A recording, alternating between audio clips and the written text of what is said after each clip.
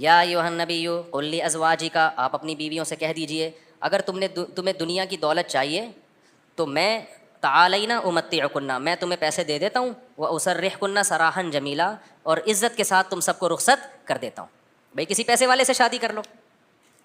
کیوں؟ اللہ نے ہمارے نبی کے لیے غربت کو سلیکٹ کیا تھا. حالانکہ آپ مالدار بننا چاہتے بن سکتے تھے، لیکن نبی آخری نبی ہے نا، تو اس میں کیا حکمتیں ہیں وہ میں بھی نہیں چھیڑوں گا. ہمارے نبی کی جو غربت تھی وہ اختیاری تھی. اختیاری کا مطلب آپ نے خود اپنے آپ کو مسکین رکھا ہوا تھا. یہ نہیں کہ آپ کے پاس پیسہ نہیں تھا، پیسہ آتا تھا سارا صدقہ کر دیتے تھے. صبح آیا شام تک نہیں بچا، شام کو آیا صبح تک نہیں بچا. لیکن مجھے اور آپ کو اس طرح کرنے کی شریعت میں اجازت نہیں ہے.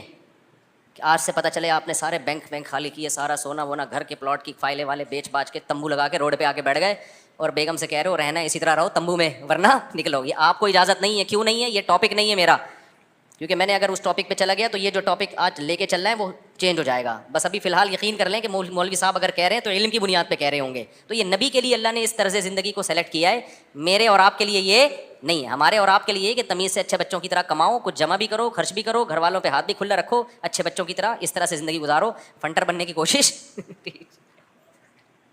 فرض واجب نماز روزہ یہ پورے کرو بس. لیکن نبی کا معیار اونچا تھا.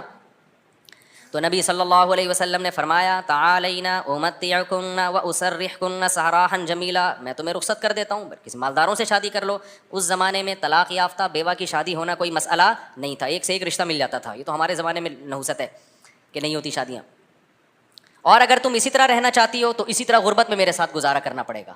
تو تمام کی تمام امہات نے، نبی نے ان کو طلاق کا باقاعدہ اختیار دیا. یہیں سے علماء نے مسئلہ نکالا ہے کہ طلاق مرد خود بھی دے سکتا ہے، بیوی کو طلاق کا اختیار بھی دے سکتا ہے.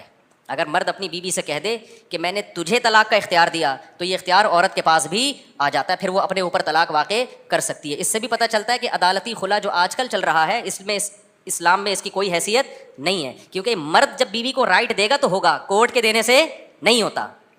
جج صرف اپنی بیوی کو طلاق دے سکتا ہے، دوسروں کی بیویوں کو جج طلاق نہیں دے سکتا. یہ بار بار بیان کرتا رہا ہوں میں، کیونکہ دنیا کا نظام چینج ہو رہا ہے، ہر جگہ ایسا ہی ہو رہا ہے. یہ جو آج کل سسٹم چینج ہو گیا نا، تو اب کیا ہے اللہ یہ کہ چند صورتوں میں جج بھی دے سکتا ہے، وہ الگ ٹاپک ہے.